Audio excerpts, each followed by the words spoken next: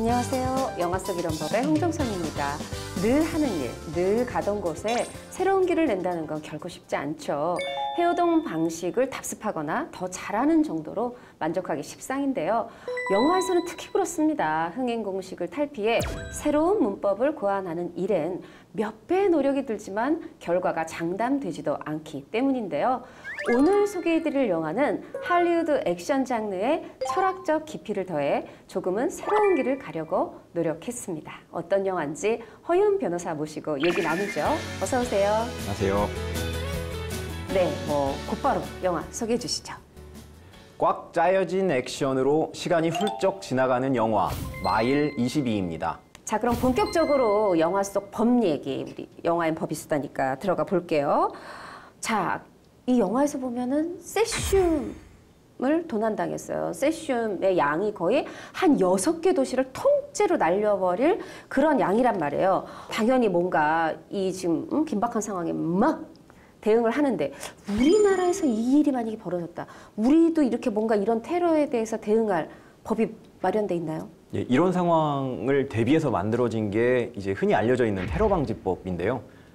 이렇게 테러 행위가 임박하거나 아니면 테러가 발생을 했을 경우에 테러 방지법에 의해서 대테러 센터가 설치가 되고요.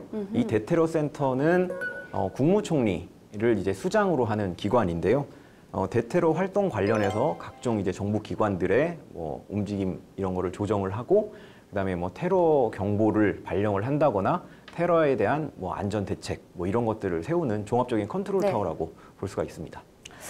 이게 언제 우리나라에 그럼 이 테러 방지법이 만들어졌죠? 2016년 3월인데요. 네. 예, 사실 이 부분 정확하게 잘 모르시는 분들이 계실 거예요. 제가 말씀드리면 이제 언뜻 기억이 나실 텐데 그때 국회에서 당시 야당이던 이제 민주당 의원들이 필리버스터를 10시간씩 하고 그랬었죠. 그렇죠. 무제한 토론. 그렇죠. 네네. 그래서 지금 이제 성남시장이 된 은수미 의원 당시 의원이 그 필리버스터로 이제 굉장히 상종가를 치게 됐고 결국에는 이제 성남시장까지 됐다고 보는 사람들도 있는데요. 당시에 이제 사회단체들, 시민사회단체들이 양쪽으로 나뉘어서 굉장히 많이 싸웠고요. 법률 전문가들의 모임이라고 하는 이제 대한변호사협회도 테러 방지법에 대해서 찬성 의견을 냈다가 수천 명의 변호사들이 나는 반대한다 라면서 항의하고 집행부 퇴진해라 이런 현상, 초유의 현상이 발생하기도 했습니다. 그런데 우리가 정확하게 기억이 안 나는 거는 3개월, 4개월 뒤에 최순실 국정농단 사태가 터진 거죠. 모든 이슈가 거기로 빨려 들어갔고 그것 때문에 테러 방지법 관련된 그 엄청난 갈등은 아무도 기억하지 못하는 그런 상황이 돼버린 아쉽습니다. 맞아요. 생각납니다. 근데 너무 열심히 막 싸워서 싸운 것만 기억나고 맞다. 그때 그게 테러 방지법 관련 자체를 좀 잠시 잊고 있었는데 생각이 나고요. 근데 이 영화 속에서 보면 그래서 이렇게 테러가 터졌더니 어떻게 대응을 하냐면 이 오버워치라는 비밀 조직이 이제 세슘을 아무리 이제 되찾아오기 위한 노력이라고 하지만 거의 개인의 그 통화 도청을 넘어 경찰 무선도 도청하고 막 드론도 띄우고 어디 남의 멀쩡한 차 저기 키 꽂혀 있다 막 탈취해서 막 차도 쓰게 하고 이거 사실 다 좀 불법 아닌가요? 명백하게 불법이죠. 예를 들면 그 드론을 이용해서 사람의 동의 없이 촬영을 한다는 거는 사생활 침해, 굉장히 기분 나쁜 일이면서 이제 법 위반이 되는 거고요.